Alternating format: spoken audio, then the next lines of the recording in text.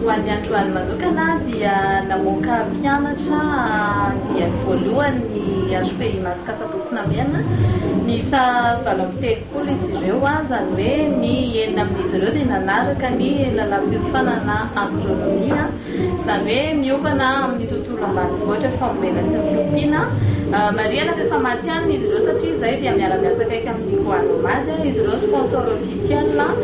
namolavola sy ny taizana izy ireo ary misy ihany koa ireo dokotera veterinaire izay miara-miasa akaiky aminay nenay moa ny pratika avy hatrany no tena